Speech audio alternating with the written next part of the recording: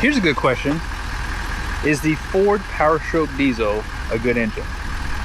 Let's find out. One thing I've noticed about all the manufacturers, I'm talking about even the Hyundais and the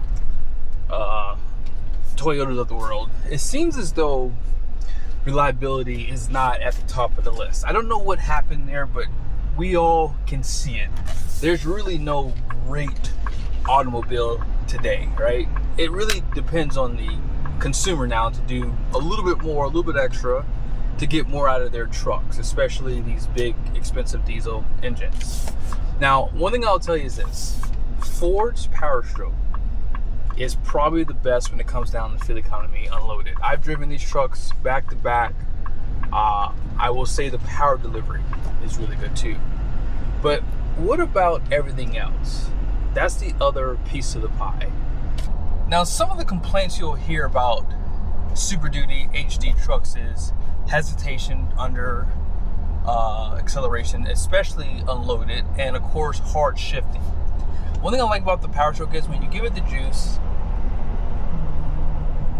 this truck has really good performance delivery. Now, it is 100 degrees outside, and I will say too, something else I've noticed about the Ford trucks is, my goodness, their temperatures on the engine are pretty dang good. They run around like 190 to 200, which I would say is normal. That's what they all do. Now, the transmission is a different story. Their transmissions do run the warmest, although everyone from the Ford side will say that's okay. And I'm just saying, just being honest here, I like to see the lowest temperature as possible on a transmission, like around 140 to 150 unloaded. Now, if you're towing, you know, it's nothing wrong if you're just consistently going down the highway at 60 to 70 miles an hour to see 170, 180. It's very possible. And if you're doing a lot of stop and go traffic, especially on the highway, and you're towing, I would say 200 to 210 is okay on the transmission. But oil temperature, towing, heavy, up a steep grade, nothing abnormal to see over 200, maybe 215. That's where they top out, I would say. Unless you're going for like 6 or 7 miles up a steep grade in 100-degree weather. But here's something else to consider. Next year, the 6.7 PowerStroke would have been around for a decade. This engine got introduced back in 2017. And for 2027, they're not making any major changes, with the exception of they're discontinuing the use of the standard output PowerStroke. So that engine was introduced for 2020. It got revamped a little bit to surpass the 1,000 pound-feet of torque. At the time, it had 475 horsepower, 1,050, and that's what it's had up until now for 2026. Now, for 2027, you only can get this configuration, which is this high output beast, 500 horsepower, 1,200 pound-feet of torque. Now, from a power perspective, Ford is king of the hill. Now, really quickly, do you guys know or remember some of the updates that they did when this engine first came out? Well, if you don't, I'll go over some of them. So some of the biggest upgrades obviously were to the turbocharger, to the combustion, and they did increase the cooling on this engine too, especially around the turbocharger. Also updated the injectors and the fuel system, although it does still use a CP4. I haven't heard of any issues, by the way, from 2023 on with that. So in the comment section, have you heard of anything? I even checked the forums before I did this video. Did not see anything in the forums. Now, also, one thing I like about the Ford PowerStroke is the fact that it does use CGI, which is compacted graphite iron. Ram decided to use that on the Cummins for 2019 to 2024, but then they decided in 25 to go back to cast iron. Now, cast iron is heavier, and I would say that CGI is more robust overall, but for whatever reason, Ford's been able to figure it out, Ram hasn't. One thing to consider about the powertrain is the drivetrain. What makes a great powertrain is a really good drivetrain. Ram learned that in 2025. However, Ford's been pretty much fine-tuning their 10R140 for years. So back in 2017 to 2019, it had a 6-speed transmission, and then in 2020 it got blessed with a 10-speed transmission known as a 10R140. But it doesn't just stop there. Obviously, you guys know that if you want to run bigger tires, well, Ford offers lower gearing on their trucks for single rear wheel. So if you want to run 35 or 37, there is an option to get a 355, or if you plan on keeping it stock and don't plan on towing heavy, you could get the 331 axle. And so that's, again, something you have to consider when it comes down to if an engine is good.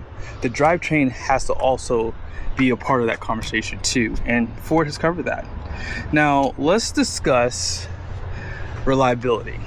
Obviously right now you don't hear a lot of issues with these trucks, but if you're someone who is concerned about going 500,000 miles, maybe you're buying your last truck and you want to ensure that you can go 500,000 or even 1,000,000 miles, I have a website where I now offer Lorenzo oil, and I will say that is a big factor to reliability because it has TS2 guard, which is basically tungsten in the oil, and the way that it bonds to the metals, that is the main reason why I think that it will 100% give you the longevity that you need. Now I know some people might say, well, you can delete the truck in. I will say deleting will definitely give you better reliability, but we're still not out of the woods when it comes down to deleting. So if you're planning to do a delete, I would say be very careful, because if you need to register your truck, depending on where you live at, that could be an issue, or if someone reports you, that's another issue that you could possibly see. So I would say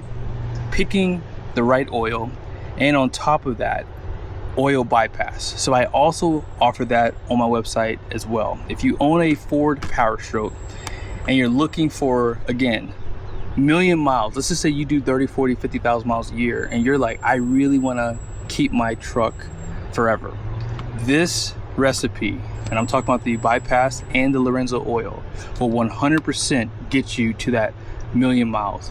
And it's simply because of the oil bypass filtering down to 1 micron. If you think about oxidation, if you have fuel dilution, you know, the fuels that we use today, like for example, the biodiesel, it oxidizes within 30 days.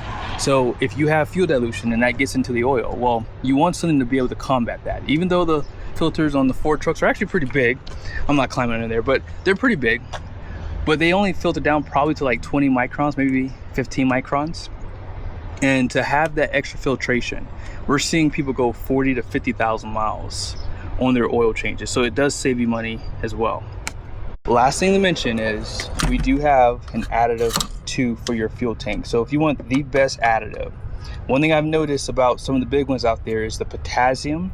That is an issue that we're seeing when we do oil analysis. So their additive by Lorenzo is something to consider if you plan on obviously getting that lubricity back for the fuel. You guys know the sulfur count is what, 15 parts per million. It used to be 500, and I want to say 3,000 before 1990. So what do you guys think? Do you think that the PowerStep is a good diesel engine? Let's talk about some of the maintenance that this truck requires.